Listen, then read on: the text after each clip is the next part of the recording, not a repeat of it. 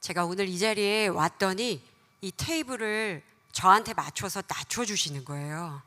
그래서 우리 목사님들은 다 이 테이블이 허리에 와 있습니다. 그래서 너무 죄송하고 너무 민망하지만 그래도 제가 이거 보이라고 저에게 맞춰서 이렇게 낮춰주셔서 너무 감사드립니다. 저희 교회는 저희 교육부에 대하여 이렇게 자애로우십니다. 저와 초등부, 중고등부, 그리고 EM과 KM, 청년부에 이르기까지 하나님께서는 우리의 자녀들을 하나님의 말씀으로 양육하고 계셔서 저희가 정말 사역자로서 기쁨으로 섬기고 있는 중에 있습니다. 많이 기도해 주시고 우리 자녀들이 정말 하나님의 자녀로 이 땅의 모든 혼란함을 가운데에서도 꼿꼿하게 서서 하나님만 바라보고 하늘의 소망을 가지는 학생들이 될 수 있도록 함께 기도해 주시기를 부탁을 드립니다. 오늘의 말씀 안으로 들어가 보도록 하겠습니다. 들어가기 전에 여러분들에게 질문 하나 드리겠습니다. 여러분들은 친구가 많으십니까? 많다. 없다. 네. 없는 얼굴. 여러분들은 친구가 있으십니까? 없어요. 네. 들려옵니다. 요즘 세상에는 친구가 참 중요한 시절을 지나고 있는 것 같아요. 그러나 현대사회에는 미디어가 발전하면서 카톡 친구, SNS 친구, 인스타그램, 우리가 가지고 있는 유튜브에 좋아요와 구독을 누르면 친구가 됐다고, 자기의 팔로워가 생겼다고 말을 합니다. 그러나 여러분, 그것은 친구라고, 진정한 친구라고 말을 할 수가 없죠. 그것은 그들이 보여주고 싶은 것만 바라보고 그들이 좋은 것 먹고 좋은 데 가고 좋은 말을 하면 그 사람이 좋은 사람이라고 그냥 생각해버리는 상태에서 친구가 되는 것입니다. 그런 경향을 가진 이 사회를 보고 피상성, 겉으로 보여지는 것만을 믿는 사회다 이렇게 말합니다. 그러나 그렇게 겉으로 보여지는 것만을 계속 따라가다 보면 어떻게 되냐면 사람은 점점 더 외로워지죠. 팔로워가 많은데 왜 외로울까요? 팔로워가 많은 유튜브나 인스타그램을 하는 사람들이 왜 고통 가운데 고독을 느낄까요? 그것은 진정한 친구가 아니기 때문입니다. 우리 교육부에 있는 아이들도 진정한 친구가 너무나 많이 필요합니다. 그리고 그 친구가 있어야만 예배를 드리러 오는 경우도 있습니다. 친구가 없으면 교회를 가기 싫어합니다. 영아 유치부에 있는 아이들은 조그만 아이들끼리 친구해 이렇게 하면 와서 같이 플레이도우도 하고 놀 수 있습니다. 그러나 초등학생이 되고 중고등학생이 되면 친구가 없으면 교회를 와야 할 이유를 느끼지 못할 때가 많이 있습니다. 그것이 비단 어린이들의 이야기는 아닐 것 같아요. 엄마도 아빠도 할머니도 할아버지도 사실은 다 우리 모두 친구가 필요하죠. 그런데 여러분, 이 땅에서 변하지 않는 친구를 만난다는 것은 너무나 어려운 일입니다.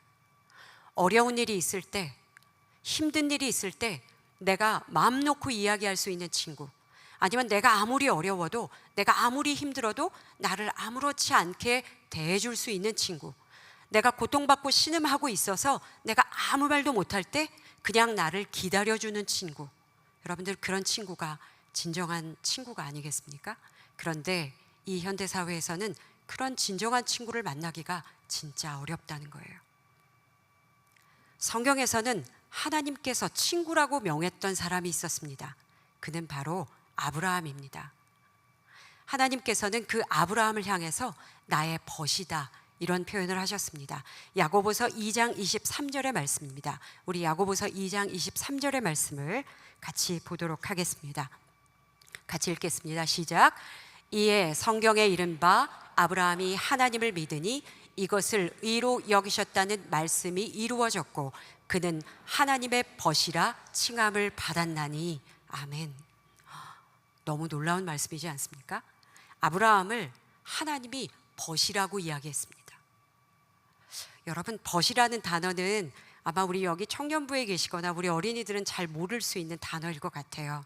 그러나 우리 성인들은 다 알고 계시죠? 벗, 그러면 너무나 따뜻한 표현이 들어있잖아요.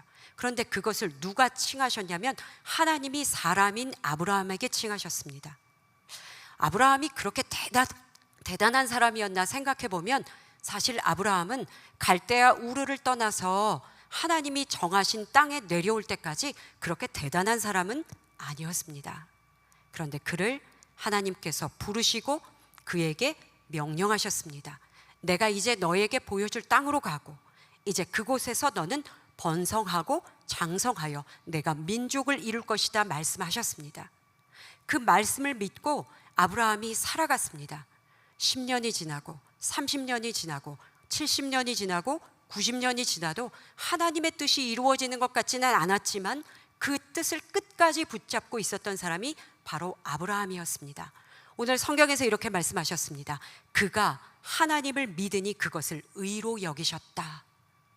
그가 뭘 대단한 걸 잘 해서가 아니라, 그가 하나님께 많은 걸 바쳐서가 아니라 끝까지 그 말씀을 가슴에 담은 사람, 그 사람이 바로 아브라함이었습니다. 그리고 그 아브라함이 하나님의 벗이라는 칭송을 받게 되었죠. 그러나 벗이 된다는 것은 그렇게 즐겁고 재밌고 좋은 일만은 있었던 것은 아니었습니다. 그의 아들 이삭을 바쳐야만 했고 그 아들 이삭을 내어놓을 때 그는 분명히 밤새도록 신음하고 고통했을 것입니다. 그러나 그 고통을 통해서 그는 결국은 어디에 이르냐면 순종에 이르렀습니다. 그리고 그 순종을 보시고 하나님께서는 그 아브라함을 그때부터 친구로 여겨주시고 그에게 모든 것을, 하나님의 역사를 함께 동행할 수 있도록 인도해 주셨다는 사실이 굉장히 놀랍습니다.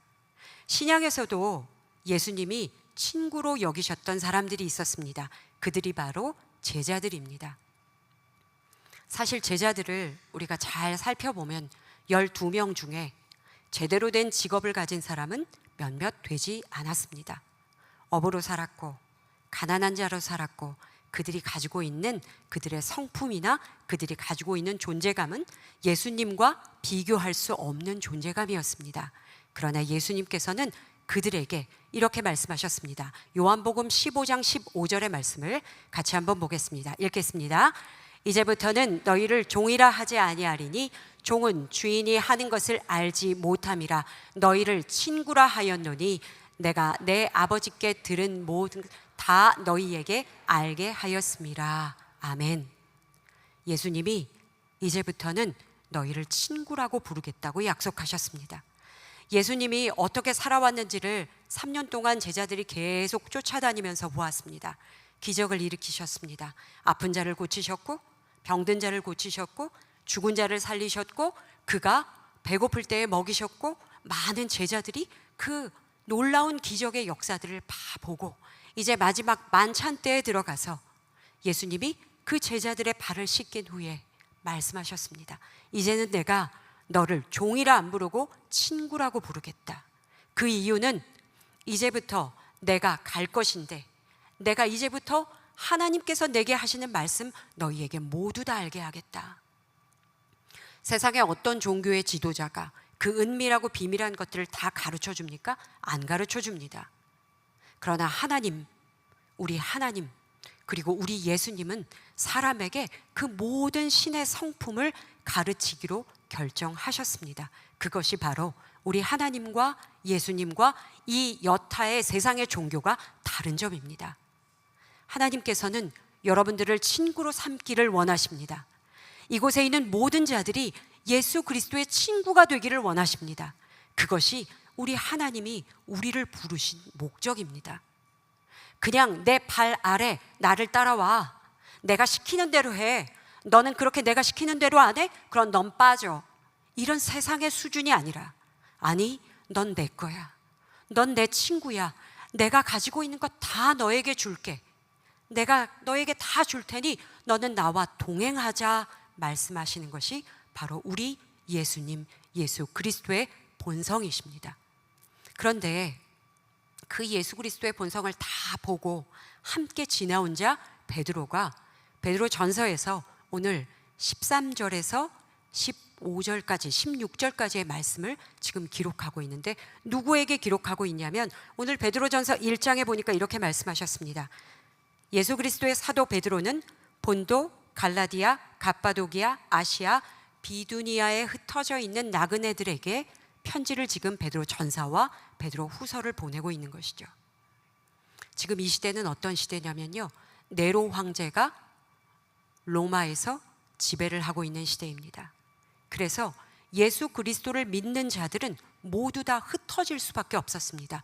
특별히 그들을 잡아다가 막 죽이는 것은 아니었지만 그들이 믿고 있는 그들을 잘못해서 그들을 체포하거나 그들을 잡으면 그들은 사형입니다. 네로 황제의 그 압제 가운데 그리스도인으로 산다는 것은 무척 어려웠기 때문에 사방으로 흩어지기 시작했습니다. 그것을 보고 우리는 디아스포라, 흩어진 나그네들이다, 이렇게 말하죠. 그런데 베드로가 이 성경을 쓴 것이 BC 63년, 65년경이거든요. 그러니까 예수님이 돌아가신 이후에 이 글을 베드로가 여기저기에 흩어져 있는 민족들에게, 그리고 그리스도인들에게 지금 편지를 보내고 있는 것이죠. 베드로는 알고 있었습니다. 왜냐하면 그 고난을 다 함께 겪었기 때문입니다. 그리고 그들에게 지금 오늘 1장 13절에서 이렇게 말하고 있습니다. 제가 읽겠습니다. 그러므로 너희 마음의 허리를 동이고 근신하여 예수 그리스도께서 나타나실 때에 너희에게 가져다 주실 은혜를 온전히 바랄지어다. 베드로가 지금 흩어져 있는 나그네들에게 권고하고 있습니다. 그런데 강력하게 권고를 합니다. 너희는 마음의 허리를 동이고 그리고 근신하여서 장차 하나님께서 나타나셔서 예수 그리스도로 나타나셔서 예수 그리스도께서 보여주실 그 은혜를 바라보아라, 이렇게 말씀하십니다. 왜냐하면 그때는 바라볼 것이 아무것도 없기 때문입니다. 기대할 것이 없기 때문입니다. 흩어져서 살았기 때문에 그들은 그냥 목숨을 붙이고 사는 것이 중요했습니다. 그리스도인으로 산다고 굉장히 높은 가치를 가지고 사는 것이 아니라 그들은 허덕이면서 살아야 됐습니다. 고난을 지나가야 했고 도망 다녀야 했고 예수를 믿냐고 물어보면 입을 꾹 다물어야 할 정도로 예수를 믿는 것이 두렵고 떨리는 일이고 혼란스러운 일이었습니다. 그런데 그들에게 이렇게 말합니다. 너희는 마음의 허리를 동이라 말씀합니다.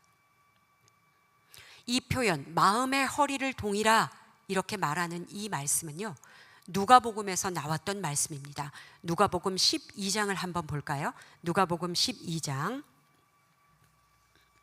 네, 누가복음 12장 15절에 있는 말씀입니다. 우리 함께 읽어보겠습니다. 허리에 띠를 띠고 등불을 켜고 서 있으라. 아멘. 이거 누가 하신 말씀이냐면 예수님께서 제자들에게, 그리고 많은 주를 따라다니는 여러 사람들에게 하신 말씀입니다. 그 말씀을 오늘 인용해서 베드로가 마음의 허리를 동이라고 말합니다. 여러분, 이 당시에 입었던 옷은 이렇게 통짜로 긴 옷입니다. 그냥 여기 목을 뚫고 팔 뚫어서 이렇게 통짜로 쓰는 옷입니다. 그런 옷을 입으면 일을 할 때는 너무나도 거추장스럽습니다. 그래서 허리에 반드시 일을 할 때는 묶어야 합니다. 묶으면 이제부터 뭔가를 실행할 준비가 되어져 있다는 뜻입니다. 일할 때, 달려갈 때, 싸울 때에 허리를 단단히 묶어서 동여맵니다. 여러분, 역도 선수들 한번 생각해 보시기 바랍니다. 역도 선수들이 무거운 것을 들기 전에 무엇을 하죠? 허리에 벨트부터 딱 매지요. 그걸 왜 맬까요? 힘을 가운데로 집중시켜 모아서 마음을 단단히 굳게, 몸을 단단히 굳게 세우기 위함이죠. 그런데 그 흩어져 있어서 정신이 하나도 없고 정신을 차릴 수 없는 그 흩어져 있는 나그네들에게 오늘 베드로가 이렇게 말하는 거예요. 너희 마음의 허리를 동이고 근신하여라, 깨어 있어라, 준비하여라, 마음을 단단히 잡아라, 이렇게 말하고 있습니다. 여러분, 지금 우리의 마음이 어떻습니까? 세상이 너무나도 혼란합니다. 법안이 오늘 다르고 내일 다르고 또 달라질 겁니다. 우리가 미국 땅에 살든지 한국 땅에 살든지 우리의 혼란함은 계속 가중되지 이것이 평안의 방향으로 흐르지는 않을 것 같습니다. 지금의 시대는 너무나도 혼란합니다. 그리고 시대가 너무나도 고단합니다.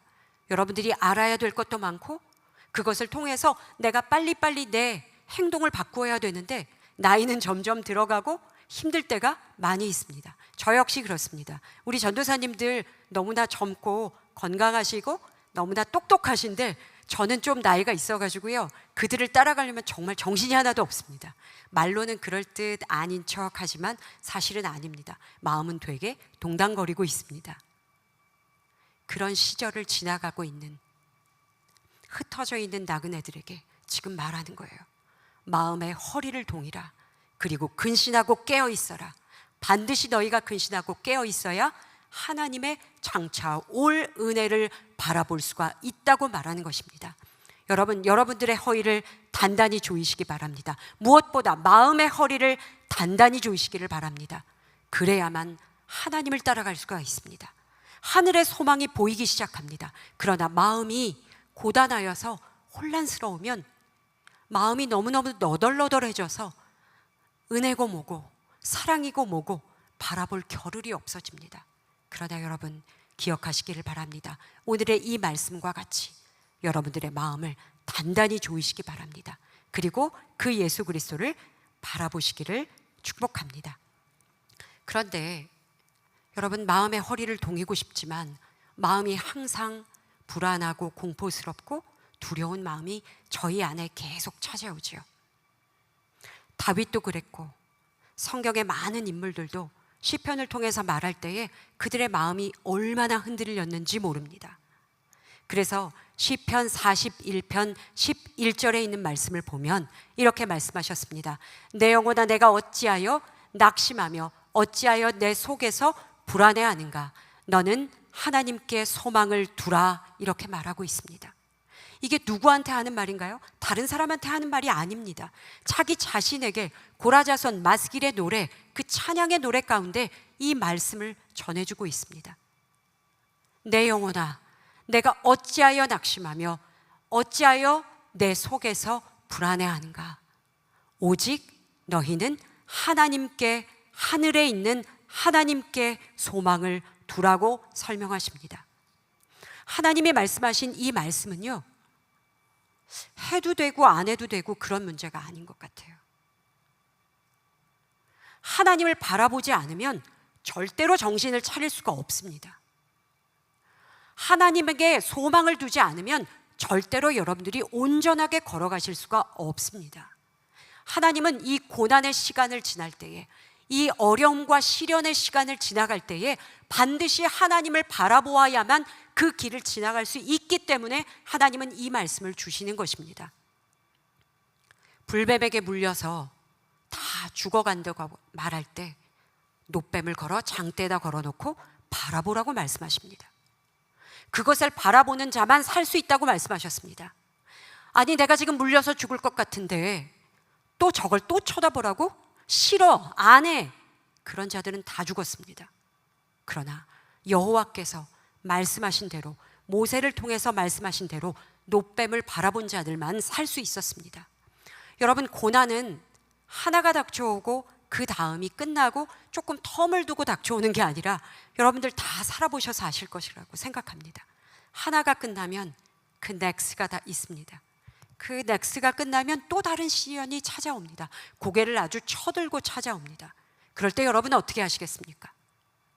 내가 정신을 차릴 수가 없어서 안 되겠어요. 정말 어떻게 할 수가 없어요. 그때 우리는 어떻게 해야 합니까? 하늘의 소망을 바라보는 자가 돼야 될 줄로 믿습니다. 여러분들이 바라보아야 할 것은 장차 오실 예수 그리스도, 그리고 그분이 가져다 주실 은혜를 바라보는 것, 그것밖에는 길이 없다는 사실입니다. 우리에게 이것 말고 다른 길을 주셨으면 여러 가지 중에 하나 해 라고 아마 우리 하나님께서는 가르쳐 주셨을 거예요. 그러나 성경은 그렇게 기록하지 않습니다. 오직 여호와 하나님을 바라보라고 말씀하십니다. 지금 이 밤에 여러분들과 함께 한번 내 자신을 이렇게 치면서 말해보고 싶습니다.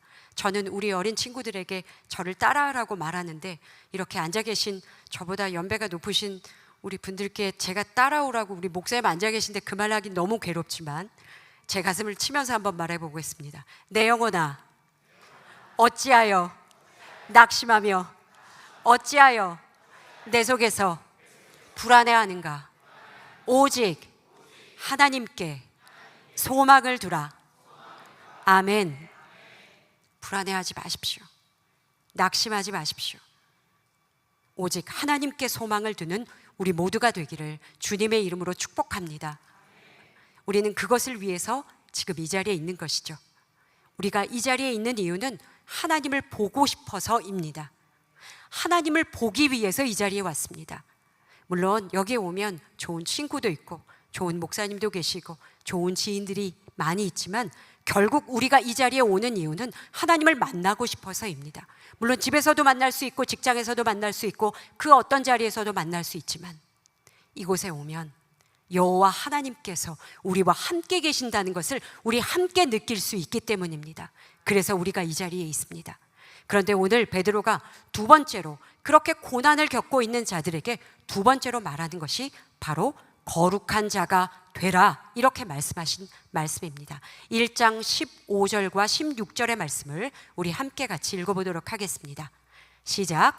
오직 너희를 부르신 거룩한 이처럼 너희도 모든 행실에 거룩한 자가 되라. 기록되었을 때 내가 거룩하니 너희도 거룩할지어다. 아멘. 여러분, 이 말씀 어디서 본 것 같죠? 내가 거룩하니 너희도 거룩하라. 이 말씀은 바로 출애굽기에서 하나님이 애굽에서 430년 동안 종살이를 하던 이스라엘 백성들을 그 종의 노예의 자리에서 이끌어 광야로 이끌어내신 후에 레위기에서 주셨던 말씀입니다. 너희도 거룩하라. 나 여호와가 내가 거룩하다 말씀하셨습니다.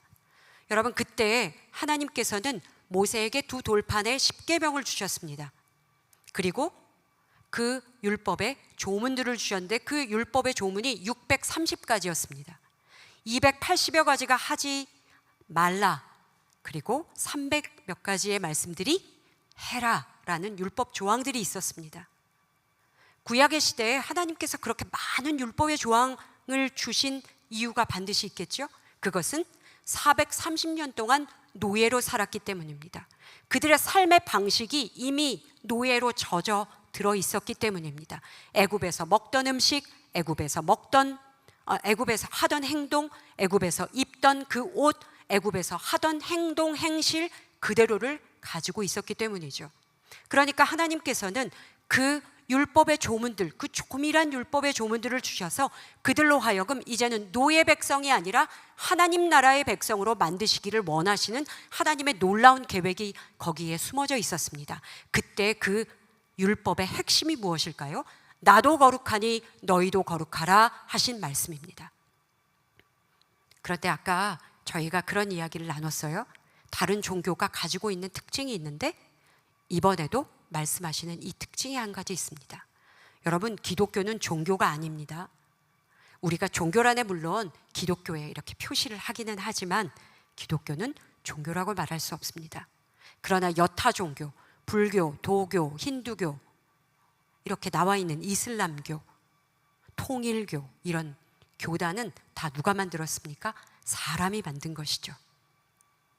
거기에서는 어떠한 창시자도 어떠한 지배자도 내가 거룩하니 너희도 거룩하라 이렇게 말하는 경우는 1도 없습니다. 왜일까요? 그들이 거룩해지면 나를 치고 올라오기 때문입니다. 하나님은요, 다르십니다. 하나님은 그 신의 성품 그대로 너희도 따라오라고 말하십니다. 그 신의 성품 그대로 너희가 함께 동행하기를 원한다고 말씀하셨지, 너희는 내 발 아래에 있으라 이렇게 말씀하시지 않았습니다. 그것이 하나님의 율법의 놀라운 특징입니다. 우리 하나님이 가지신 놀라운 특징입니다. 바로 하나님이 아까 아브라함에게 벗이다, 예수 그리스도께서 친구들이다, 내 자녀들이, 내 제자들이 나의 친구다 말씀하셨던 것 같은 맥락이지요. 절대 하나님은 인격 대 인격으로 만나시기를 원하시지, 하나님은 저 위에 있고 너희들은 내 발 아래다 꿇어 이렇게 가르치신 적이 없습니다. 바로 하나님은 모든 율법을 통해서 이렇게 말씀하십니다. 거룩하라.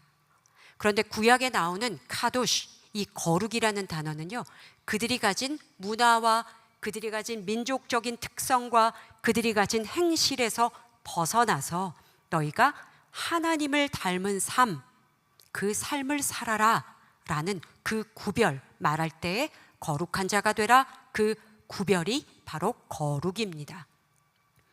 우리가 생각할 때는 이 거룩이 좋은 옷을 입고 좋은 언어를 쓰고 그리고 조금 경건한 모양새를 가지면 그것을 거룩하다 이런 표현을 쓰기도 하지만 성경이 말하는 거룩은 그 거룩이 아닙니다. 자, 오늘 베드로전서에서 쓰셨던 이 거룩하라, 모든 행실에 거룩한 자가 되라 라고 말했던 이 거룩은요, 하기오스, 헬라어로는 하기오스인데요, 이 말씀은 조금 더 발전된 말씀입니다. 어떻게 발전된 말씀이냐면 너희가 그 모든 것에서 그 속박에서 벗어나서 이제는 너희의 행실과 너희의 삶의 방식이 완전히 새로워지는 것을 의미하는 것, 그것을 구별, 거룩이라고 말합니다. 하기오스의 뜻입니다. 그런데 그 중심에 누가 계십니까? 예수 그리스도가 계십니다. 예수 그리스도께서 죽으심으로 말미암아 주신 그 거룩은 예수 그리스도의 능력을 힘입어 그 예수 그리스도와 함께 거함으로 함께 동행하는 것, 그것을 통해서 너희의 삶이 이전의 삶과 완전히 달라지는 것, 그것을 거룩하다라고 설명해 주셨습니다. 그러면 우리가 지금 생각해 보면 우리가 생각하는 정장을 곱게 차려입고 예쁜 빼닥구두를 신고 좋은 가방을 들면 거룩해 보이는 그 정도의 거룩이 아니라는 것을 우리는 반드시 깨달아야 할 것입니다. 그런데 이 말씀을 지금 누구에게 주시는 거예요? 그 거룩도, 지금 이 거룩도, 구약에 말씀하시는 거룩도, 신약에 말씀하시는 이 거룩도 그것을 할 만한 자들에게 주는 게 아니라는 거예요. 노예 신분인 자에게 거룩하라고 말씀하셨습니다. 지금 흩어져서 숨어서 사는 자들에게 거룩하라고 말씀하십니다. 하나님께서는 이 거룩을 주시면서 너희가 나와 함께 나와 같이 되기를 원한다고 말씀하셨습니다. 오늘의 말씀에 이렇게 말씀하셨잖아요. 너희를 부르신 거룩한 이처럼. 우리를 지금 이 자리에 부르실 때 하나님께서는 하나님이 거룩하신 것처럼 우리도 거룩하기를 바라신다고 오늘 성경은 말씀하고 있습니다. 얼마나 감사한 말씀인지 모르겠습니다. 만약 제 수준이 떨어져서, 제 학벌이 떨어져서, 제가 가진 것이 모자라서 너는 거룩해서는 조금 떨어져 있어 라고 하시는 복음이라면 우리는 그 복음 앞에 이렇게 찬양과 경배와 기도를 드릴 이유가 전혀 없죠. 그러나 하나님께서는, 우리 하나님께서는 그렇지 않다는 것입니다. 하나님께서는 그렇게 안 하시고 우리를 종이라고 안 하시고 친구라고 부르시면서 우리로 하여금 그 거룩을 따라가는 존재로 살아가게 만드셨다는 것입니다. 여러분, 우리는 거룩한 자처럼, 우리를 부르신 거룩한 자처럼 우리도 거룩한 자가 되어야 할 것입니다. 우리는 좀 멀다고 생각하실 수 있습니다. 우리는 아직 그 정도가 아니라고 생각하실 수 있습니다. 그러나 아버지는 우리가 그 정도 안 되는 거 몰라서 우리 보고 거룩하라고 말씀하시는 것이 아니에요. 우리가 그와 같이 되기를 너무나 원하시기 때문에 그분이 원하시는 그의 성품 그대로 우리로 하여금 거룩한 자가 되라라고 말씀하셨습니다. 마음의 허리를 동이고 거룩한 자가 되어서 너희의 행실을 바꾸라고 말씀하시는 말씀이 오늘 여기 베드로전서에 기록되어져 있습니다. 그러면 여러분, 우리는 모두 거룩한 자가 되기를 진정으로 원하지만 거룩하다는 것이 우리 눈에 보이는 수준으로 밖에는 우리가 잘 느끼지 못하니까 어떻게 하면 거룩해질 수 있는지 그것이 참 고민일 때가 많이 있습니다. 거룩한 자가 된다는 것이 성경을 들고 성경을 많이 읽으면 거룩해질까? 성경 공부를 좀 많이 읽으면 그렇게 될까? 성경의 말씀을 많이 외우면 거룩해질 수 있을까? 우리가 많이 고민하지만 정말 하나님께서 하신 말씀은 너무나도 선명하고 단순한 말씀을 주셨습니다. 오늘 말씀 가운데에 하나님께서 우리에게 주신 그 말씀을 한번 우리가 찾아보도록 하겠습니다. 하나님께서는 이렇게 말씀하셨습니다. 자, 예전에 구약에서도 하나님의 백성을 거룩하게 만드시기 위해서 계명을 주시잖아요. 그런데 우리 예수님께서도 우리에게 주신 계명이 있었습니다. 그것이 바로 요한복음 13장에 나오는 말씀입니다. 요한복음 13장 34절의 말씀입니다. 우리 같이 읽어보겠습니다. 시작. 새 계명을 너희에게 주노니 서로 사랑하라. 내가 너희를 사랑한 것 같이 너희도 서로 사랑하라. 너희가 서로 사랑하면 이로써 모든 사람이 너희가 내 제자인 줄을 알리라. 아멘. 우리 예수님이 주신 계명은 너무나 단순했습니다. 제자들이 물어봤습니다. 그럼 예수님, 저희는 어떻게 하면 될까요? 저희는 무엇을 하면 될까요? 예수님은 어디로 가십니까? 예수님은 언제 오실 거예요? 제자들은 잘 모르니까 계속 예수님께 묻고 물었죠. 그때 예수님은 제자들을 모아놓고 하셨던 말씀이 바로 이것이었습니다. 너희에게 새로운 계명을 주노니 내가 너희를 사랑한 것 같이 너희도 서로 사랑하라 말씀하셨다는 것입니다. 물론 구약의 율법 조문 안에는 하나님을 사랑하라는 그 말씀이 있었습니다. 그런데 이제 예수님께서는 이제는 너희가 서로 사랑하라고 말씀하십니다. 이 서로 사랑하라는 이 계명을 지켜야만 거룩한 자로 살아갈 수가 있다는 것이죠. 이 계명을 지키지 못하면 거룩한 자로 우리의 삶의 생활 방식이 바뀌지 않는다는 거예요. 그런데 여러분, 정말 우리가 서로 사랑하는 것이 가능할까요? 며칠 전에 저에게 계속 전화가 오는 한 자매님이 있습니다. 그 자매님은 의사 부부이십니다. 그런데 남편과 너무나 의견 차이가 커서 이제 이혼을 준비하고자 합니다 라고 전화가 왔습니다. 생각해 보았습니다. 여러분, 우리가 너무나 사랑해서 결혼합니다. 그 사랑의 열매를 얻기 위하여 우리는 결혼을 합니다. 사랑해서 얻은 내 아내, 사랑해서 얻은 내 남편도 나의 뜻과 나의 생각과 다른 길을 가게 되면 갈라설 수밖에 없습니다. 여러분이 사랑의 결실로 얻는 자녀들을 한번 생각해 보시기 바랍니다. 그 자녀들이 너무나도 이쁘고 소중하고 너무나도 아름답지만 때로는 그에게 소리치고 화내고 짜증 부리고 그를 사랑하지 못할 때도 너무나 많이 있습니다. 여러분에게 좋은 친구들이 있어서 그 친구는 나의 모든 것을 이해해줘. 내가 힘들 때마다 내가 그에게 전화하면 내 말을 다 들어줘. 그런 친구가 있어도 결국은 그 친구도 어느 한순간에 나를 떠나갈 수 있습니다. 서로 사랑한다는 것이 무엇일까 생각해 보면 인간이 하는 사랑은 너무나 가치가 없을 때가 많다는 것이죠. 그런데 예수님이 말씀하신 거에 한 가지 단서가 있습니다. 내가 너희를 사랑한 것 같이 너희도 서로 사랑하라고 말씀하셨습니다. 그냥 우리가 생각하는 수준의 사랑이 아니라 내가 예수 그리스도께서 몸소 자기의 몸을 찢고 피 흘려 십자가에 달려 죽으신 것 같이, 그것 같이 내가 너희를 사랑한 것 같이 너희도 서로 사랑하라. 이 사랑을 너희가 실천하면 너희를 보는 모든 자들이 내 제자가 된다. 예수님의 제자가 된답니다. 내가 그들을 사랑해 준 것밖에 없는데 그들이 예수님의 제자가 된답니다. 하나님의 사랑은 놀라운 능력을 갖고 계십니다. 하나님의 사랑은, 예수 그리스도를 통한 그 하나님의 사랑은 우리를 완전히 뒤바꿔 놓는다는 것입니다. 우리가 어떤 직업을 가졌든, 우리가 지금 어떠한 고난에 처해 있든, 우리가 어떤 역경을 지나왔든, 지난날 어떠한 상황을 겪었든지 간에 그 예수 그리스도 안에, 사랑 안에 들어가는 순간부터 예수 그리스도가 우리에게 베풀어 주신 그 사랑으로 말미암아 우리는 다른 인생을 살아가게 된다는 것이죠. 그래서 그 모습을 보면 모든 자들이 예수 그리스도를 알게 된다는 거예요.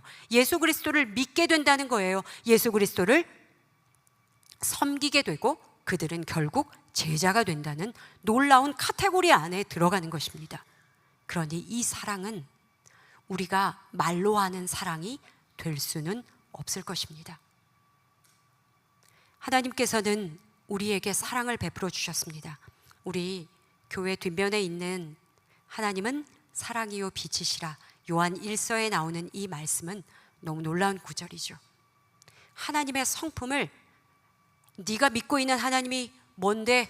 라고 세상의 사람들이 저에게 묻는다면 하나님은 사랑이시라, 하나님은 사랑입니다 라고 고백할 수 있을 것입니다. 여러분들, 우리 가슴 속에 진정으로 남아 있어야 되는 것은 하나님이 나를 사랑한다는 것을 믿는 것입니다. 하나님이 다른 사람들을 사랑하고 있다는 것을 믿어야 한다는 것입니다. 그래야만 우리도 나를 사랑할 수 있고 다른 사람을 사랑해 줄 수가 있습니다. 그러지 않으면, 나밖에 사랑하지 않는다고 믿으면 다른 사람을 무시하게 될 것이고, 다른 사람만 사랑한다고 믿는다면 나는 자존감이 무너져 완전히 나라는 존재가 없어질 것입니다. 우리 하나님께서는 나를 사랑하시고 다른 사람을 사랑합니다. 다른 사람이라 함은 이웃을 사랑하라는 표현으로 있지만 그 이웃이라는 말은 나를 제외한 모든 사람, 내 자녀, 내 남편, 내 친구, 내 가족, 나의 동료, 여러분들에게는 사랑하는 자들이 너무나 많다는 사실을 기억하시기 바랍니다. 지금 내 옆에 있는 사람을 사랑하셔야 합니다. 내 앞에 있는 사람을 사랑하셔야 합니다. 그 사랑이 우리가 말하는 연애하는 감정으로 사랑하는 것이 아니라 하나님이 바라보는 눈으로 그를 바라보는 것, 그것이 진짜 사랑일 것입니다.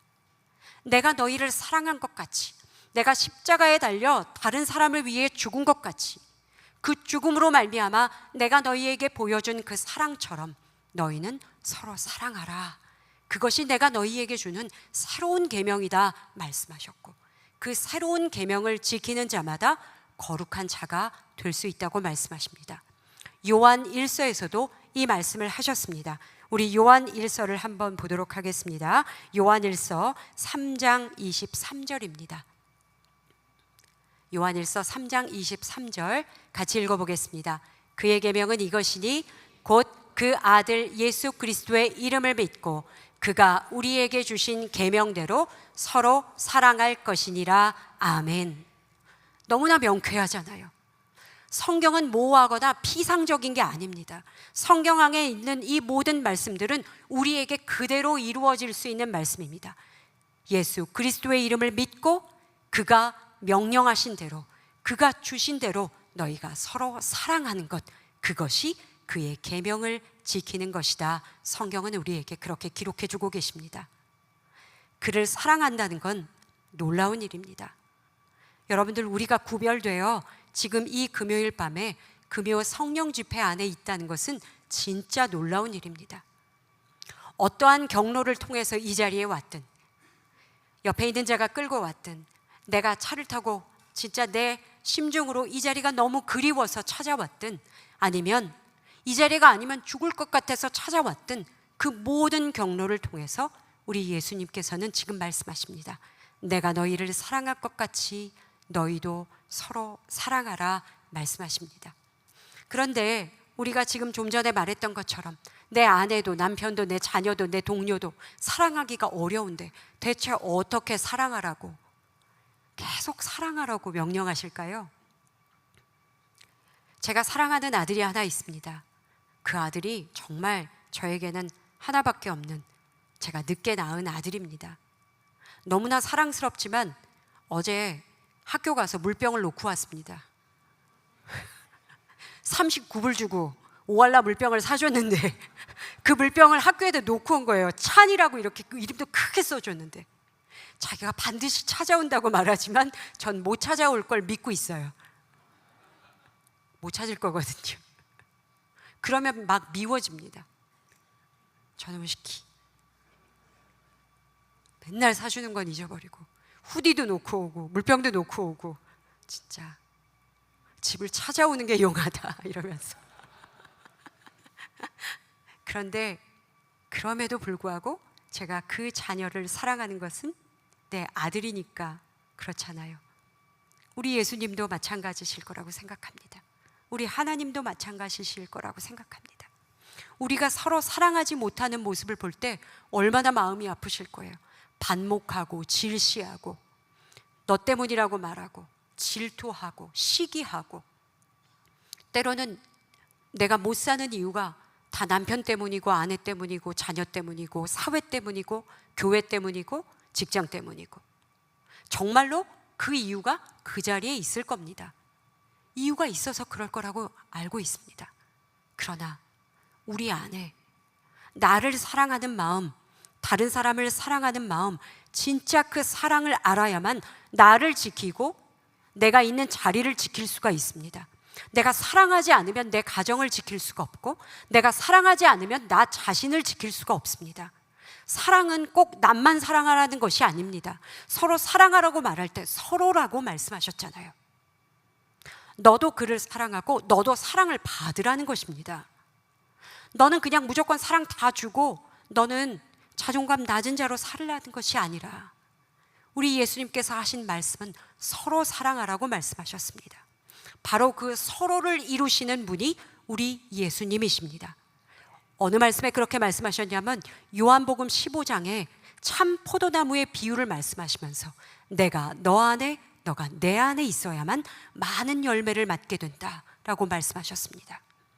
하나님은요 항상 관계를 설명하셨습니다.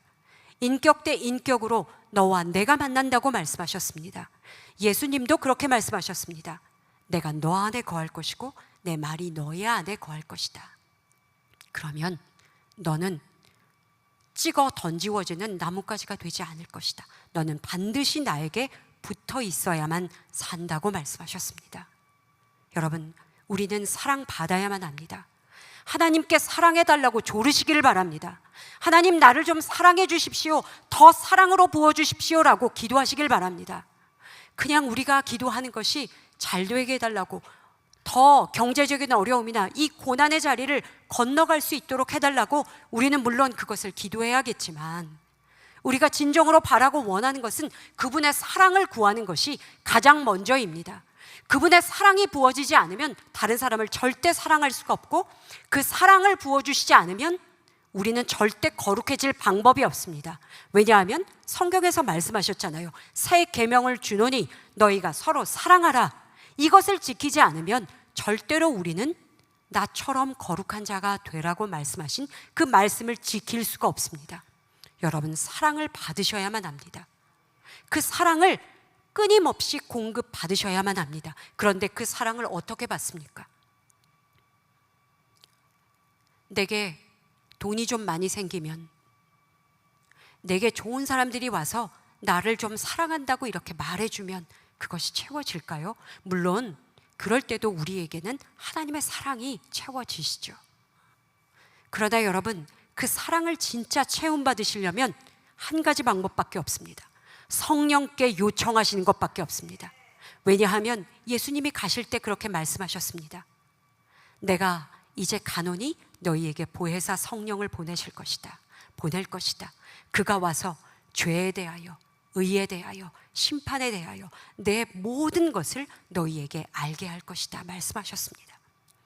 예수님의 사랑을 받는 방법도 그 성령께 요청하시는 방법밖에 없습니다. 우리 지금 이 자리에 모여 있는 이 자리가 어디인가요? 금요 성령 집회이잖아요. 너무나 놀랍죠. 이 자리에 오면 성령께 부르짖을 수 있어요. 물론 집에서도 하실 수 있습니다. 그런데 우리는 더 뜨겁게 이 자리에서 요청드릴 수 있습니다. 아버지, 제가 이 자리에 왔잖아요. 아버지, 성령 집회에 왔잖아요. 그러니 아버지, 성령을 기름 부어 주시옵소서. 내게 그 성령을 통하여 사랑을 기름 부어 주시옵소서. 그 사랑으로 내 자녀를, 내 가정을, 내 직장을, 내 동료를, 그리고 나를 사랑할 수 있게 역사하여 주시옵소서라고 고백하셔야 합니다. 그 고백을 우리 하나님께서는 기다리고 계십니다. 그 사랑으로 채워져야만 여러분들 일어서실 수 있습니다.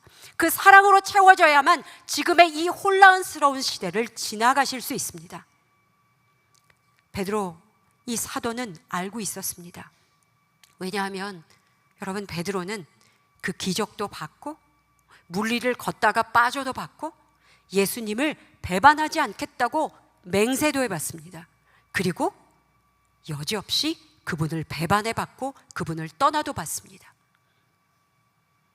그런데 예수님이 다시 찾아오셔서 내 양을 먹이라고 3번씩이나 그 아들을 다시 일으켜 세웠습니다. 아니에요, 전 아니에요, 못합니다, 못합니다 계속 고사한 것이 아니라 그 사랑을 받아들이셨습니다. 예수님이 오실 때에 그 예수님을 받아들이는 것, 그것이 여러분들이 하나님에게 사랑을 받는 방법입니다. 예수님이 우리를 찾아오실 때에, 지금 이 자리에 함께 기도하고 예수님이 찾아오실 때에 그분을 받아들이는 것이 사랑을 받는 방법입니다.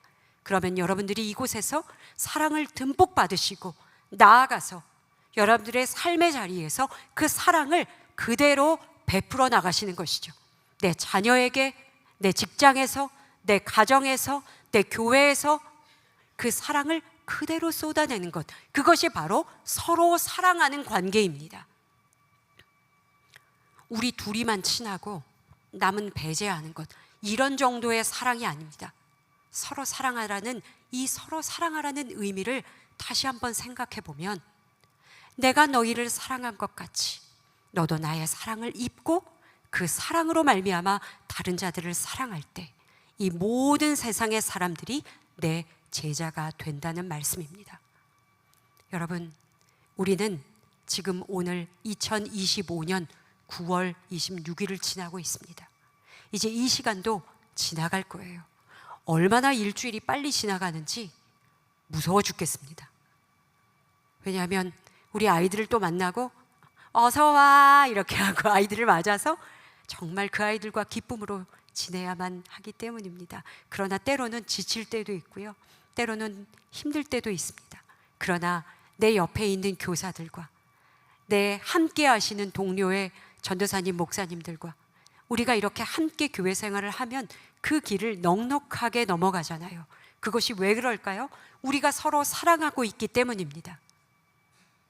여기에 있는 자들과 서로 사랑으로 나누고 있기 때문입니다. 그렇기 때문에 이 시절을 지나가는 거예요. 어려운 일이 있을 때, 내 가정에서 힘든 일이 있을 때, 내 직장에서 힘든 일이 있을 때 넉넉하게 그것을 넘어갈 수 있는 일은 내 곁에 있는 나의 지인들과 같이 교제할 수 있고 기쁨으로 서로 사랑할 수 있고 그래도 함께 찬양할 수 있는 이 시간이 있기 때문입니다. 여러분들 이 자리에서 성령을 부르짖으시기 바라고 나를 더욱더 사랑해 주시기를 간구하시기를 부탁드리겠습니다. 정말 그분이 나를 사랑해 주시지 않으면, 아버지 나를 사랑해 주시지 않으면 내가 결단코 이 자리를 넘어 하나님이 바라시는 그 장차 올 은혜를 바라볼 수가 없사오니 하나님이여 나에게 사랑을 부어주시옵소서. 그 사랑을 받고 또 받고 또 받아서 내 허리를 단단히 동이고 거룩한 자로 살아가는 우리가 되게 하여 주시옵소서라고 오늘 이 밤 기도하시기를 권면합니다. 하나님은 역사하실 것입니다. 하나님은 성령으로 충만하게 하실 것입니다. 왜냐하면 여기 올라오기 전에 저 열심히 기도했습니다. 이 자리에 뜨겁게 사랑할 수 있도록 역사하여 주옵소서. 뜨겁게 하나님과 사랑을 나누게 도와주시옵소서. 뜨겁게 하나님을 부르짖어서 그분으로 말미암아 내게 사랑이 채워지고 내 사랑이 이 말씀을 전하는 자리에 흘러넘치게 하여 주시옵소서. 저는 단언코 기도했습니다. 그러면 반드시 이루어질 거라고 믿습니다. 여러분들이 기도하는 그 기도가 반드시 이루어질 거라고 믿으시기를 바랍니다. 믿지 않고 기도하는 기도는 땅에 떨어질 수밖에 없지만 믿고 한 기도는 반드시 역사하실 것입니다. 그 기도로 말미암아 우리의 자녀들이 자라고 있습니다. 그 기도로 말미암아 우리가 매일매일 하나님 앞으로 나아가고 있습니다. 우리가 정말로 살아있는 예수 그리스도의 이름의 능력을 믿는다면 그분이 우리 가운데 역사하셔서 우리로 하여금 마음껏 찬양하고 마음껏 부르짖고 마음껏 성령을 달라고 요청하면 우리 하나님께서는 반드시 이곳에 성령을 부어주실 줄로 믿습니다. 오늘 이 밤 역사하시는 여호와의 능력이 우리와 함께 하셔서 우리로 거룩한 자가 되게 하시고 사랑하는 자가 되게 하시고 예수 그리스도를 제자로 따라가는 우리 모두가 되기를. 그래서 에라야 넌 내 친구야 라는 말이 저는 제일 듣고 싶습니다. 우리 앞에 계신 권사님, 하나님이 내가 너의 친구야 그러면 어떠실 것 같아요? 너무 좋지요. 제일 좋아요. 맞습니다. 하나님이 저에게 에라야 너는 나의 벗이다 라고 말해 주셨으면 정말 좋겠습니다. 여러분들 그렇게 되시기 소망합니다. 정말 그분과 함께 걸어서 너는 나의 친구였어. 그 힘든 길을 걸어갈 때 내가 너의 친구가 되어줬지, 너도 나의 친구가 되어줬어. 나와 같이 걷자, 끝까지 같이 걷자 고백하시는 우리 모든 성도님들이 되시기를 주님의 이름으로 축복합니다. 기도하겠습니다.